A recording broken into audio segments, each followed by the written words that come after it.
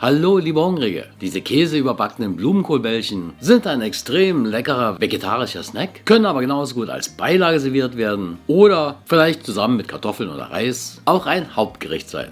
Es gibt also viele Möglichkeiten der Verwendung und wir brauchen dafür selbstverständlich den Blumenkohl, Paniermehl, ich nehme die Vollkornvariante, ist aber optional, und wir brauchen 2 Käsesorten. Ich verwende Provolone, es dürfen aber auch andere vom Geschmack her eher kräftige Sorten sein. Ein Gouda oder auch Cheddar bieten sich an. Und wir brauchen einen Hartkäse. Bei mir ist es Grande Padano, doch auch Parmesan passt prima. Außerdem noch Eier und ein bisschen Öl. Ach, beinahe vergessen, Mehl wird auch noch gebraucht.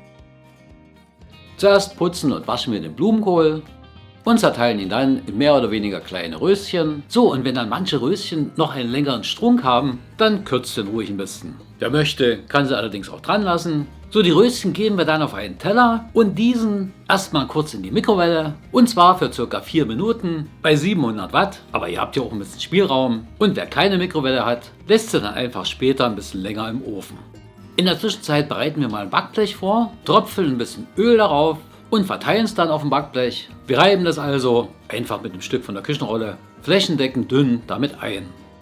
Nun geben wir die Eier in eine Schüssel, verrühren sie und können sie jetzt auch noch, wenn ihr die Blumenkohlröschen ein bisschen würziger haben wollt, mit ein bisschen Pfeffer und Salz anreichern und dann natürlich noch mal ein bisschen verrühren. In eine größere Schüssel geben wir die Semmelbrösel, schütten dann den Hartkäse dazu und auch die zweite Käsesorte, bei mir also Provolone, und vermengen dann alles gründlich miteinander. Geht, ich glaube, am besten mit einer Gabel, und macht das wirklich ein bisschen gründlich.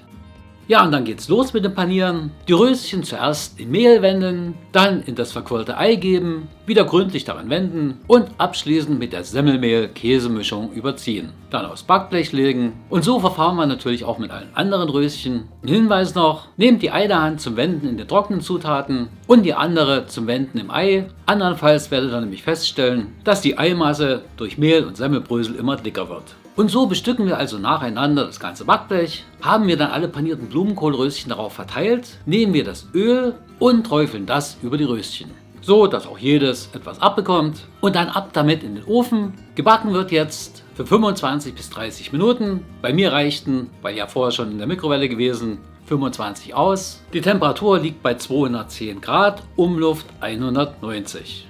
Und so ungefähr sollten sie dann fertig gebacken aussehen. Wir können diese köstlichen Teilchen servieren. Wenn es ihr als Snack reicht, gebt noch 1-2 Dips dazu. Ich habe mich für Sour Cream entschieden, und der zweite ist eine Mischung aus Kräuterfrischkäse und Eiweiß. Schmeckt auch lecker. Ich kann euch nur zuraten, es wirklich mal auszuprobieren. Viel Spaß bei der Zubereitung und dann recht guten Appetit.